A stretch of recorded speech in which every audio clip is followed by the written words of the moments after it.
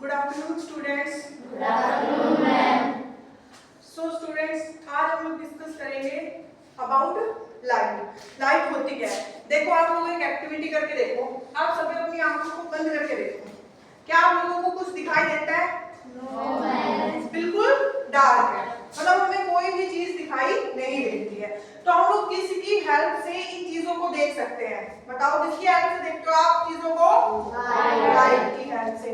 और देखो, दूसरी थिंग जिसकी हेल्प से आप चीजों को देखते हो, लाइट एंड आवर आईज। अगर हमारी आंखें नहीं होंगी तो हम चीजों को देखेंगे कैसे? ठीक है, तो both these things are very important for us to see the objects. कि किसी भी ऑब्जेक्ट को, किसी भी थिंग्स को, हमारे चारों तरफ जो भी चीजें हैं उनको देखने के लिए हमें किसकी जरूरत है? लाइट की और आंखों की। फर्स्ट आता है कि लाइट होती क्या है? Light is a form of energy which help us to see the objects. Light क्या होती है? एक फॉर्म होती है एनर्जी की जो हमें हमारे चारों तरफ कोई भी ऑब्जेक्ट्स है उनको देखने में हेल्प करती है। अब है प्रॉपर्टीज ऑफ लाइट कि लाइट की प्रॉपर्टी क्या क्या होती है, विशेषताएं क्या क्या होती है। Light always travel in a straight path. कि लाइट जो है वो हमेशा एक सीधे पाथ में ट्रेवल करती है, बिल्कुल स्ट्रेट लाइन को फॉलो करती है। एक सिंगल लाइट रे को हम बोलते हैं रे ऑफ लाइट। मतलब एक सिंगल लाइट आ रही है उसको हम बोलेंगे ray of light. And A bundle of light rays is called beam. जैसे आप लोगों को बीम दिखाई देती है ना लाइट की, वो उसमें क्या होता है? बहुत सारी लाइट रेज का कॉम्बिनेशन होता है। और बंडल ऑफ रेज को क्या बोलते हैं? हम बीम बोलते हैं।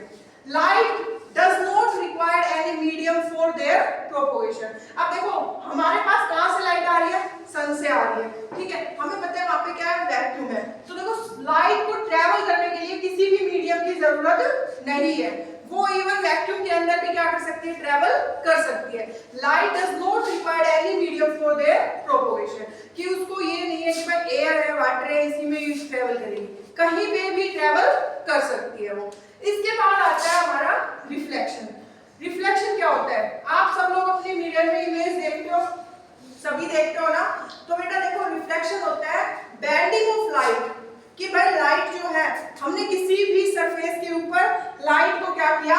स्ट्राइक किया, तो वो वहां से क्या हो जाएगी? बेंड हो जाएगी फ्रॉम इट्स रिफ्लेक्टिंग सरफेस। उसको हम क्या बोलते हैं? रिफ्रैक्शन बोलते हैं। In the same medium, same he medium में होगी। जैसे आप लोग क्या करते हो? लाइट को किसी भी मिरर, सबने देखा हुआ है, ठीक है।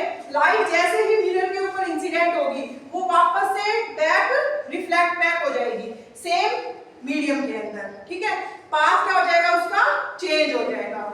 रिफ्लेक्शन क्या होता है? Bending of light after striking any reflecting surface. कोई भी रिफ्लेक्टिंग सरफेस क्यों ना हो, मिरर हो या ग्लास हो, कहीं से भी लाइट जैसे ही स्ट्राइक करेगी वहां से क्या हो जाएगी? बेंड हो जाएगी वापस से। इसको हम क्या बोलते हैं? रिफ्लेक्शन बोलते हैं। अब है लॉज ऑफ रिफ्लेक्शन। कि रिफ्लेक्शन जब भी होता है उसके दो लॉज होते हैं। देखो डायग्राम में, जो लाइट यहाँ पे आके गिरती है, ये हमारी क्या है? कोई रिफ्लेक्टिंग सरफेस है। यहाँ पे आके जो लाइट स्ट्राइक होगी, ठीक है, उसको हम बोलते हैं incident ray. The light which strike on the reflecting surface. कि किसी भी रिफ्लेक्टिंग सरफेस के ऊपर जब लाइट स्ट्राइक करती है उसको हम क्या बोलते हैं? इंसिडेंट रे बोलते हैं। And the light which bend after reflection. जो लाइट रे रिफ्लेक्शन के बाद क्या हो जाए? बेंड हो जाए and travel in same medium, इसको हम क्या बोलते हैं? रिफ्लेक्टेड रे बोलते हैं। क्या बोलते हैं? Reflected ray. अब ये है हमारा नॉर्मल, जो हम परपेंडिकुलर एक ड्रॉ करते हैं डॉटेड लाइन है, इसको बोलते हैं हम नॉर्मल। देखो ये है angle I, angle of incident. जो एंगल नॉर्मल और इंसिडेंट रे के बीच में बनता है उसको हम बोलते हैं angle of incident. The angle form between incident ray and normal is called angle of incident, जिसको हम क्या बोलते हैं? एंगल ऑफ इंसिडेंट बोलते हैं। इसके बाद है the angle which is form between reflected ray and normal. The angle which is form between normal and reflected ray, इसको बोलते हैं रिफ्लेक्टेड एंगल या एंगल ऑफ रिफ्लेक्शन, जिसको हम डिनोट करते हैं स्मॉल आर से, ठीक है बेटा।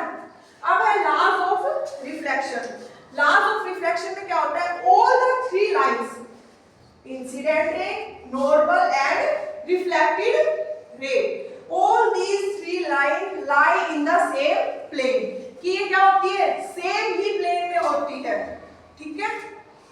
सेकंड है angle of incidence is always equals to angle of reflection. Angle I जो होगा वो हमारा किसके इक्वल होगा? एंगल आर के इक्वल होगा। मतलब अगर आपने यहाँ पे 30 डिग्री के एंगल से लाइट को इंसिडेंट करवाया है ना, तो ये वापस से रिफ्लेक्ट कितने एंगल से होगी? 30 डिग्री के एंगल से ही रिफ्लेक्ट होगी। जिस एंगल से आप लाइट को इंसिडेंट करवा रहे हो, गिरा रहे हो, उसी एंगल से वो वापस से क्या हो जाती है? रिफ्लेक्ट हो जाती है। That's all. थैंक यू बेटा।